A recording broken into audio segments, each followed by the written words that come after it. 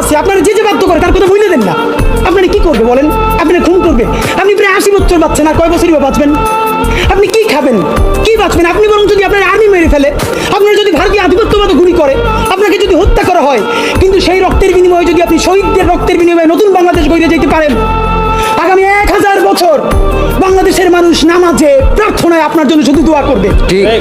বুড়ো মানুষটা থেকে শুরু করে শিশু আপনার বক্তৃতা শুনে মাননীয় উপদেষ্টা কতক্ষণ জানেন? যতক্ষণ আপনি জুলাইয়ের জবানে কথা বলেন। বাংলাদেশে গত 50 বছরে কোন রাষ্ট্রপ্রধানের 30 মিনিট 40 মিনিটের বক্তৃতা, রিক্সা চালক, ভ্যান চালক, সবজি বিক্রেতা, বিশ্ববিদ্যালয়ের প্রফেসর, ছাত্র জনতা আধা ঘন্টা বসে তার বক্তৃতা শুনে নজির নাই, যেটা আপনারটা হয়েছে। এটা কিন্তু আপনার চেহারা দেখে না।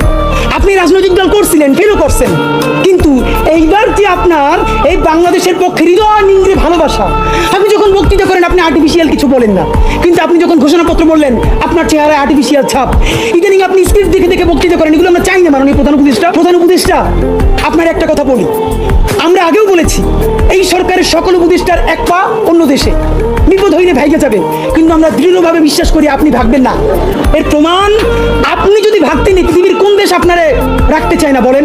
তাহলে হাসিনার আমলেও 10 তলা বিল্ডিং ভাই আপনার আদালতে হাজিরে আপনি দিতে আসতেন না, আপনি তখনই বিদেশ থাকতে পারতেন। আপনি এই দেশে থাকতে চান বলেই আপনি আসছেন, আমরা বিশ্বাস করতে চাই।